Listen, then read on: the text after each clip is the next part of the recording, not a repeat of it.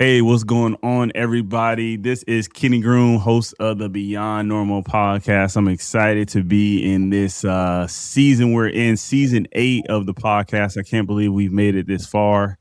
The new year is upon us, 2026. Amazing things are happening for all the business owners and creators that are out there. Today, we have a very special guest who is a business owner and a creator herself.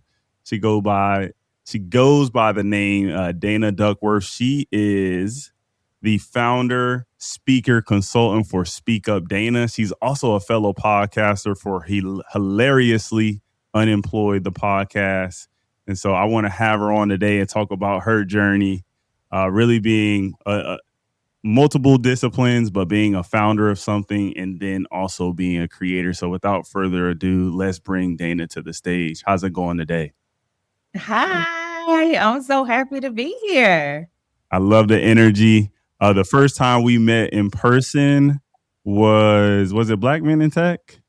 Yes, Yeah. we met at Black Men in Tech. Yes, and so the energy was definitely felt having a fellow creator in the space. I was able to attend your session, which actually focused on being a founder and what it takes to take gambles on yourself. And so I would definitely want to dig into that later on.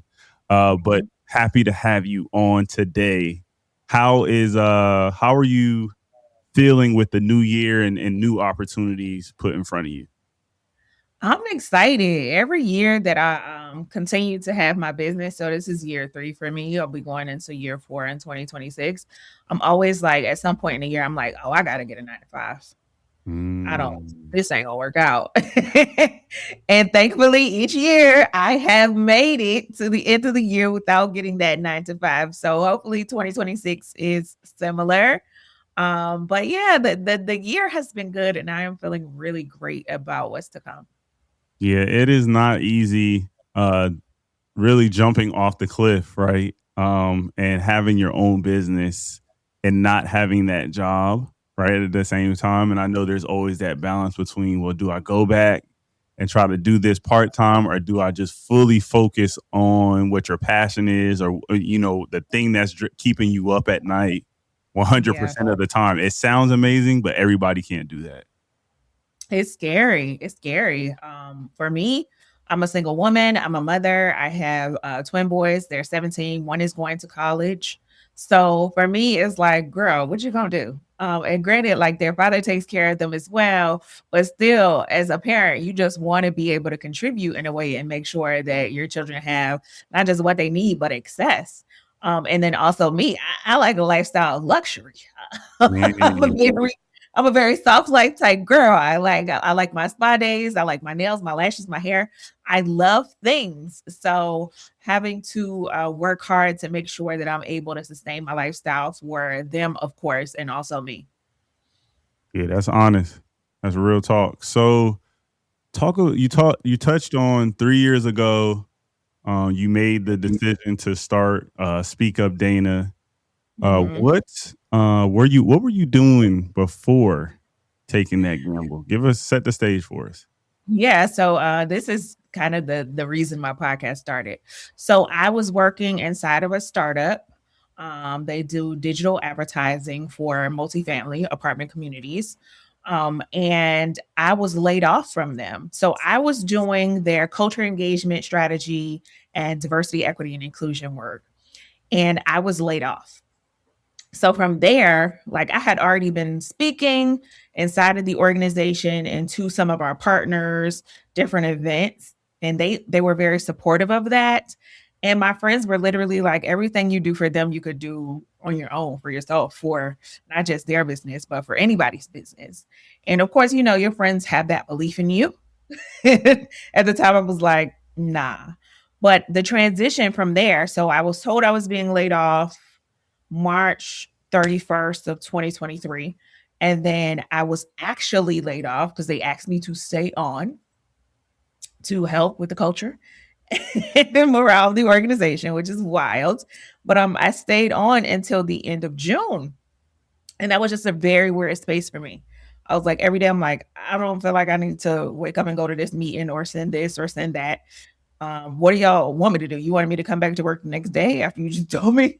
So it was a very weird space for me. And in that, I just knew that other people had to be dealing with things like this. And I wanted to figure out how can I help people going through this crazy transition, because your job is such a huge part of your identity for most of us. And when I lost that piece, I was so lost completely. So I wanted to figure out how I could kind of turn that life lesson into a lemonade. So that is what birthed Hilariously Unemployed. And I started doing my podcast. And then, of course, speaking had been a passion of mine. So I started doing that. I started executive coaching, doing culture engagement, doing fractional consulting. So I just started doing anything to pay the bills, and I'm really good at it. Mhm. I love that. That I heard that buzzword in there, that acronym DEI. Uh-huh. That happening to you, what you said 3 years ago, 4 years ago. Hmm. Like we see where that space is now. Like what is like when you hear the word or you hear that acronym DEI, like what does it mean for you in the current space we're in, or there it Hmm. seems like there's like the word is loaded with like there's some politicalness, if that's a word Yes. in there. There's some heaviness that comes when people say that DEI, right? Yeah. So I think it definitely is a buzzword. They almost try to make it a curse word or something that is super Mhm. offensive when it literally is just the facts. Diversity, equity, and inclusion. That is what it means. So having diversity in an organization doesn't just mean Black people get to do things, right? But we want Black people to be able to do things and all the other people in there to be able to do things. Equity, we want our employees to have equal access, but also we need to meet them where they are and make sure that they have equitable stake inside of our organization, because that's really what's going to drive culture. That's what makes people so loyal to a brand, so loyal to a company, that even if they quit or get fired, they're still going to talk about how much they enjoy working there and tell people good things. And then inclusion, this is going to be your driver for people to get up every day and feel like, I'm ready to get to work because I feel included. I feel like I have a good team around me. I feel like the organization is in support of me. And I just feel good inside of my workspace. So I'm going to give my best. And when you take that away, you literally are telling people, we don't want you to perform at your best, because we don't like those words. We feel like those words, they give some other people the upper hand. So it really was a slight to businesses themselves. And then for people like me who are so passionate about it, it was like, I wanted them to stand 10 toes down. Like, I don't care what's going on in the field. Like, y'all said y'all were doing it, stand 10 toes down. But as a businesswoman, understanding the ramifications for them if they didn't, which some companies did, some others didn't. And you see how that's working out for them currently. But I think that with every administration, there's going to be a change. And you can't continue to ride every single wave, every single trend that happens, because it's not a sustainable business model. Yeah, that's it. There, I appreciate you sharing that. There's certainly, like you said, some people have tried to make it a curse word.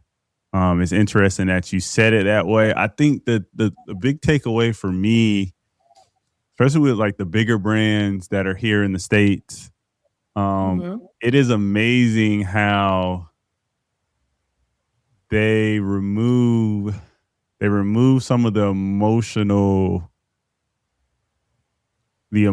from the decisions. A lot of it, they remove that, and I guess that's what makes them like diabolically successful. Like we think about the Yeah. biggest brands in America, no matter who Mhm. got elected, they were going to figure out a way. They had game plans in place, and so that was really a big takeaway for me, because I think if in an alternate universe, some another person from the other party got elected, like in Yeah. the form of Harris, right? I think we'd be having different conversations, but the companies, no matter what, would still be successful, if that makes sense. So it's like Mhm.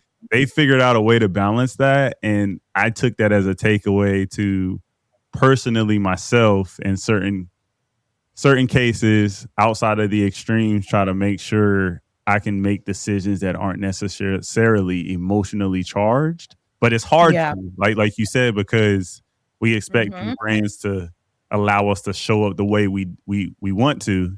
And when that doesn't happen, it's natural to have emotional reactions, but they don't Yeah. necessarily, they don't wear that hat. They don't wear that emotion. They move really strategically.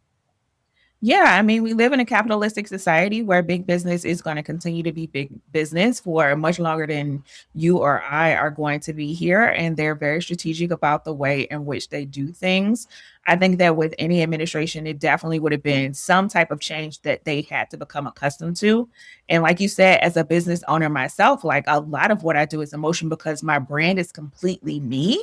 Mm-hmm. But I also have to be strategic. So when they started with the, oh, no DEI, no DEI, as a DEI practitioner, how am I to market myself when people are literally scared to work with me? So what's at the core of DEI? And the core for me in everything I have always done is employee wellness. How do people feel at work? What is the culture of the organization? So for me, you can call it whatever you want to, but I'm focused on employee engagement and the culture of organizations. Now, through my lens of knowing how things work in this world, there's always going to be some aspect of diversity, equity, and inclusion in everything I do, because how could you not if you're talking about employees, the drivers of your organization? But really, how I position myself as, okay, I know you thought all I did was DEI, but my skill set is elite and I can do many, many things, whatever you want to call it today or tomorrow, whenever the verbiage changes. Mm, that's a bar right there, Dana. You said something in their culture, like the Mhm. culture, the idea that culture magnifies results doesn't go away now that DEI is shunned, and I think that's It super does. powerful. So it's really cool to hear you say like you have a skill set that is adaptable to different markets, right? Whether you're Mhm. doing it internally within a corporation or you're doing it on your own, that doesn't change the value of your skill Yeah. set in this market. Yeah, it's at the end of the day, the people are going to be the highest cost into in an organization. Like they're the driver of your product. They're going to determine if your product does well or your product does poorly. So at the Mhm. end of the day, the basic understanding needs to be I need employees that are engaged. And how do I do that? By creating a culture that is diverse, equitable, and inclusive. It literally is So, the same. yeah. It's the same formula, just reworked. Yeah, you just don't lead with that word, but that word still gets thrown in there to your point. Mhm, mhm. So let's talk a little bit about hilariously unemployed. Um, Yeah. I followed. I binge watched it. Right, I binge watched the episodes once. We connected, and I feel like Oh, wow. Thank you. every stream counts. For those listening in, every stream counts. Make sure you stream every episode of our content, whether it's video on YouTube or audio, Spotify, Yeah. Apple. You get the drift, right? Every stream counts. I'm going to say that 1,000 times in my lifetime. But with this, I feel like there was it felt like there were some proofs of concepts that you were able to pick from those episodes. I'm curious Mhm. if you've leveraged any insights or what insights you have leveraged, right? Because we've had conversations from the podcast to position your business the right way, if that makes sense. Oh, it's been so many instances of me being like, "Aha." Because you gotta think, I'm talking to so many different people. I'm talking to people that are currently in organizations, a part of the process of layoffs. I'm talking to people who have been through it maybe a year ago and they've come out the other side. I'm talking to executives. I'm talking to authors. So of course, it's like I want to write a book. I want to have that product because the lessons of each episode is so pertinent, not just to people who are unemployed, but when you think about your whole career life cycle, some of the things people are sharing is like, oh, okay, I didn't even think about that. I know for me, one instance was somebody reached out to me and they were like, I had no idea I could ask my company to keep my laptop. I did, and they said yes. And I was like, yeah, like if somebody hadn't told me that, I wouldn't have that knowledge. I had no idea that I could negotiate my health care once I was let out of. Nobody would have known because nobody's talking about it because there's so much stigma around the fact that you don't have a job. So there have been so many instances where I've realized like I'm not just helping myself through what I thought was my process. I literally am helping people and having other people help people. So I'm a resource. Okay. I'm a resource now. What do I do with that? I want to talk to early career professionals. So, like, how can I get in front of them and talk to them about early career? Because these are the things they're going to have to prepare for. This is going to be their lives. So many realizations have come from it. At the end of the day, I think that for me, whatever I do, it's always going to involve my voice because that's the way that I best connect. Having conversations with people and leading them through telling their story because everybody's not a storyteller. And everybody wants to be a podcaster, but not everybody is equipped to podcast in that way. Not everybody's good at doing interviews, but being able to figure out how to connect to the guest and how to make the guest connect to the audience. I'm like, oh yeah, I can do anything. Just give me a microphone. Mm-hmm. I love that. I definitely think podcasting is like a great proving ground for somebody who like wants to take a gamble on themselves, wants to get into more like selling their own. Cause like you said, like you're having conversations with people, you're pulling out, insights from the conversations that your broader audience can use. Like you're providing value past that one-on-one conversation that you're having. You're still providing value in that situation, but then you're making this much more about a community. And just I don't think people think about podcasting that way, or all the hurdles that they put Yeah. in front of themselves kind of takes away from them having that experience, taking that experience from podcasting. But once you get into it, for me, this is like an itch that has to be scratched, right? Like Yeah. I'm not going to stop doing this. I guess that's why we're on season 8. But you brought up really great points around, just starting with the basics. I actually saw you out at Black Men in Tech. I remember you were out just like with your phone and your microphones, right? And you were just having conversations with people. That's the value in the space, right? Like that's the value in having the connection with people and allowing them to share their value. Like it's completely underrated. You don't necessarily need the biggest production podcast Yeah. to, find your niche in this space. And I think you've Yeah. My definitely found your niche. value is low over here. Okay. It's just me and this MacBook. Mhm. Ain't nothing wrong with that. That'll do. That'll definitely do to start. And I'm glad that you're what season are you on? I can't remember. On season 3 of my show. Yeah. So it's definitely growing. And then let's pivot a little bit to your speaking engagements because I feel like that takes a lot of your time now. Yeah. I actually saw you on a panel at Black Men in Tech Thrive 2025. And so talk a little bit around, how you're using those speaking engagements to pay the bills and just, build your brand out further. Yeah. So I truly love speaking. It is the thing that I love to do the most. Of course, I love my podcast as well, but there's something about giving me a mic and there being a stage that is just like I almost black out in. It's like autopilot for me. I feel that something ignites in me when I get that microphone and it's time to go and really convey my message to a larger audience. For me, I started doing it inside of an organization, really didn't think anything of it. Told you I'm an introvert. So previous to that, like you could never really get me to speak. Previous to George Floyd happening, you could never get me to speak up anywhere. I'm like, I'm just doing my job. I don't care about all of that. And that definitely changed something in me to where I was like, okay, you have this voice, you can use it. You have these thoughts, you're not sharing them. So from there, once I got in front of a microphone, I was like, oh, I really enjoy this. I remember my first big paid speaking engagement was in Baltimore, Maryland. I went to this leadership conference and they had the stage, they had my name on the door and everything. And I was just like so nervous. And I was like, oh, there's a lot of people in here. And then I got on stage and it was like everything left my body that I was feeling was not great. And I literally feel like I floated. I said, okay, now how do we duplicate this? How do we do this a million more times? And I think it's truly passion and drive that's like, oh no, we got to get more of that. Like, I got to do this again. I got to do it again. I got to do it again. Yes, is actually deep in my DNA. So as much as I was an introvert and said I never wanted to talk or speak or even have my voice recorded, doing a podcast for me was crazy because I'm like, I never want to listen back to anything I had to say. But my grandfather was one of the first, and this is what the article says, Negroes on radio in Virginia. So he was one of the first Negroes on radio in Virginia. My father was on radio. My uncle was on radio. So they had those big personalities. My grandmother was the first Black choral teacher in the city of Virginia Beach and has her own day.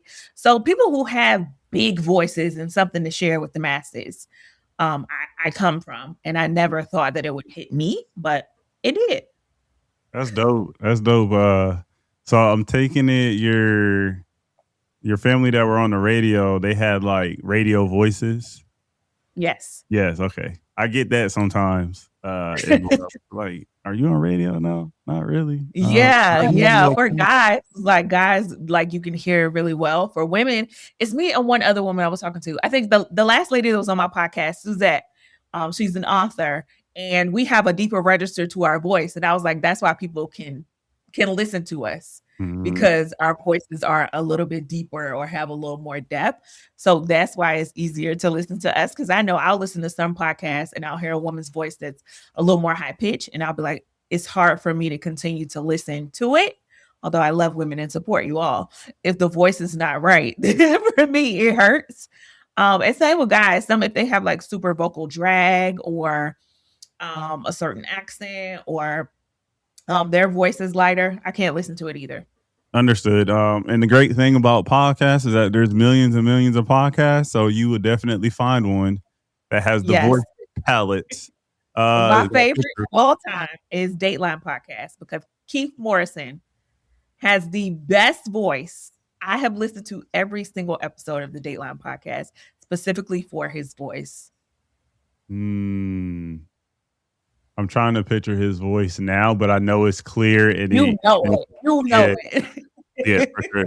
I think that way. There were a couple things you said there, but just real quickly, I like the voice thing. For me, I'm glad you brought that up. It's really comparable for me. I compare it to artists, like rappers, singers. Like there's just certain voices we like, and there's just certain voices we don't. It still translates sonically, like whatever is appealing to us. There's a rapper now. Her name is Che Noir. Her voice is like so incredible to me. Like even if she wasn't rapping, I could listen to her, like, I don't know, read like kid books or whatever. Like it doesn't even matter. Like announce at a sports game. It's just certain voices, to your point. Like once you find those voices, you want to hear more and more of them. Absolutely. It definitely is a gift. Yeah, it definitely is a gift. And you also mentioned something in there that I heard. You still get the nerves.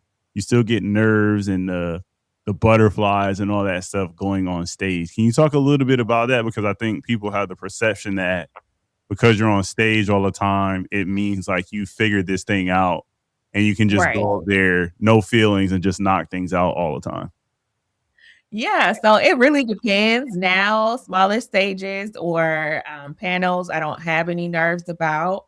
But if I'm on a bigger stage, then I'm like, oh, this is my first time here. I need to feel this out. I don't really know how it's going. Like we all struggle a bit with imposter syndrome and questioning, like, should I be here? Should I be doing this? Are they sure they booked me? Are they sure this is who they wanted? Like, did they read the website? Do they know it's me? So we all struggle a bit with that. But mine, I've been able to control a lot better. At first, I was like a nervous wreck, like, and then finally I get on stage and it'll start going. But for me, I try to just remind myself, like, you are here, you deserve to be here. You are Dana Duckworth, aka the big speaker.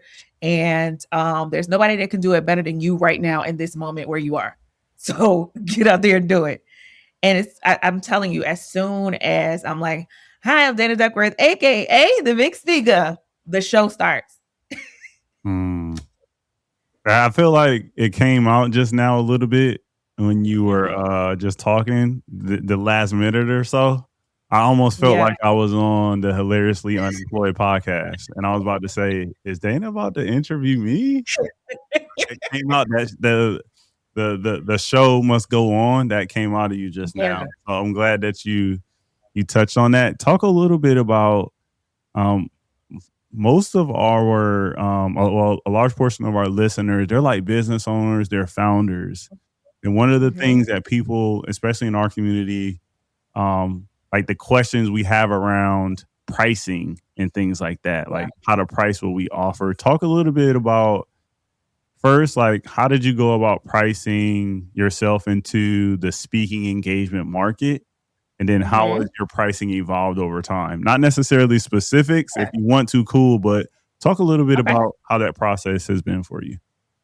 Okay, so my first paid speaking engagement, I was working inside the organization, and one of the nonprofit partners were like, "Hey, could you come and talk to some of our staff about some of the things that you talk about when you meet with us and what you all are doing inside the organization?" I'm like, "Okay." They paid me $250. When I tell you I was so excited that somebody was paying to hear my voice, I couldn't believe it. Mhm. I literally could not believe it. And then flash forward to my first speaking engagement on a big stage outside of that, we jump up to $2,800, right? So from there, I'm like, oh, I don't even know the value of my voice because this is 250 over here. This is 2,800 over here. Granted, it was nonprofit to like a for-profit business. So it was hard to figure out what the strategy was going to be and what the business model was. And then as a new speaker, your job is to become visible so that people can see you. So what are you willing to give for free in order to build that brand? So that was a constant struggle of like, oh, it'll be good for exposure. And like you have a good window of when exposure is good before you need to start getting into the money because there's so many other ways in which you can expose yourself that are free for you. Like I got a podcast. Okay, I got exposure. I'm at these conferences, I'm meeting these people, I'm doing these things. So I have the exposure. Now it's time for me to claim my value. And for me, it was a little easier because my background is in multifamily housing. So I spent over 14 years supporting multifamily housing, everything from a property manager to then on the sales side. I worked for apartments.com to then more in-house roles inside of those organizations and supporting the employees. So that's my background. And I have a lot of friends in that space who also wanted to be speakers at the time. So we had to figure out how are we going to price ourselves and not outprice or water down anybody else's value. So we came up with a system in that first year. It's like, all right, nobody's doing anything for under 2,500. If they Mm. want you, they want me. And this is at a time where DEI is still doing well. So it's like if they want a black girl, they gotta play the black girl rates, right? They can't be like, oh, we just need somebody to fit that mold and then go over here. And she's like, I'll do it for $800. No, we're not doing that. So we kind of set a standard for ourselves, and that really worked. And then most of them have full-time day jobs still inside of that industry. So their situation is always going to be different from mine because I'm full time in this. So then it became like, what is the value that I'm adding? What am I sharing? How much time is it taking me? And as a speaker, you cannot underestimate the amount of time it takes you to put together these presentations and be prepared to speak to people. It's not just like thought leadership. It's not just knowledge I have inside of my head that I'm just standing there and talking to you about 60 minutes of. I'm creating frameworks, I'm creating timelines, I'm creating processes because I want you to have something actionable when you leave me. And the time that it takes to create that, I said, oh, yeah, 2,500 is kind of low. Mhm. It's taking me 8 to 10 hours minimum to create. Mm. So that's when the price went up. And it's been up and up and up since then. Like my goal is to be able to do a keynote at 10K. Now, keynotes get paid anywhere from 25K, 30K, 35K. But I feel like once I do that first one for 10K, the sky is really the limit for me. And it's a proof of concept to myself that your value is 10K plus. So that's kind of how I figured out how to package and charge for my services. Yeah, I love that. You said a lot in there. The one thing I heard was It's interesting. I heard the difference between a nonprofit and a for-profit. Those rates definitely change. But within Hmm. that, I think the broader story is like and I've said this for quite some time now, just the idea of focusing on like B2B relationships. Yeah. Definitely comes with a premium, but then there's going to be various markets you can serve, like for B2B, right? Is it a nonprofit versus a for-profit business?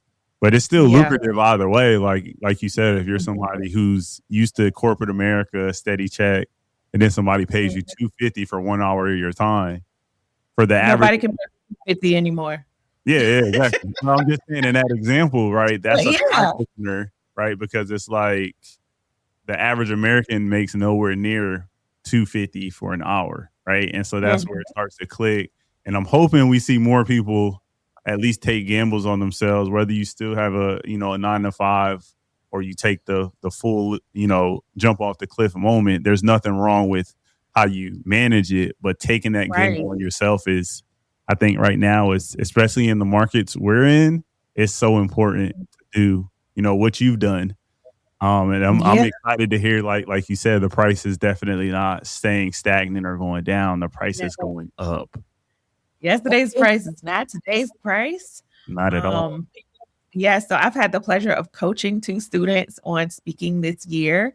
And that for me is truly a gift to be able to be like, people see you and be like, oh, wow, she does this and she does this well. I want her to be able to teach me how she does that. So I think there's so many ways in which just using my voice has provided me opportunities for revenue because I never position myself as I'm a speaker coach. No, I do this, I do it well. And people came to me and asked me to assist with that. So there you have another stream of revenue that is attached to that. Also, when people hear me talk, they're like, oh, she probably could help us think through some of these things. Okay, so now I'm consulting. So now we come back to an hourly rate where I'm sitting on a Zoom and supporting people who are trying to put certain things together inside of their organization. So another stream of revenue is built out of that. I build presentations and I ghostwrite. If you are a speaker and you like, girl, I am just drenched at work. I don't have time to put together a Canva presentation. This is my outline. These are my key thoughts. Can you give me some talking points and make something really beautiful that I can showcase? I can do that for you. So, really figuring out the things that I'm already strong at, the things that I already do for myself, how can I do those for other people? Mm, I like that ghostwriting angle a lot. Mhm. It makes me think of, everybody tries that one time to, they go to Chat GPT and they're like, hey, write me a speech as though I'm like Barack Obama or something like that. And it's just like, Yeah, that's not gonna cut it. But he's it's sorry to not. like tell you that's not gonna It's cut it. And you truly need somebody who knows your voice, your tone, your inflections to really craft something for you if you're not gonna craft it yourself. And that comes at a premium.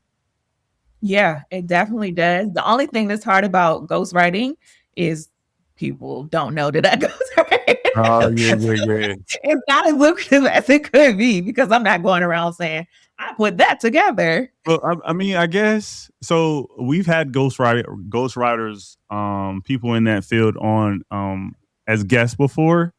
I think how they positioned it, I'll have to go back and check my exact notes. But if I recall, you still get to say something along the lines of you work with X brand, right? Okay. And so I think that's how they position it a lot. And they've been doing ghostwriting for years, right? So their Rolodex of at least logos when people see it is like, oh, I've written for this publication or this business. I think that's how Okay. they positioned it in the past. But to your point, you're not gonna be able to say, hey, I wrote for Kenny Groom in 2022. Yeah, This when he was on that stage doing yeah, that. yeah, yeah, yeah. I get it. I Just get it. like a rapper. Like a rapper doesn't want everybody to say, oh yeah, she put a little sauce on the hook. Nobody wants to Yeah. hear that. But Um, the thing about music though is I'm a credit type of person, right? And so credits, right? In terms of like I got vinyls, you see the vinyls in the background. I go to yeah. the back and say who wrote what.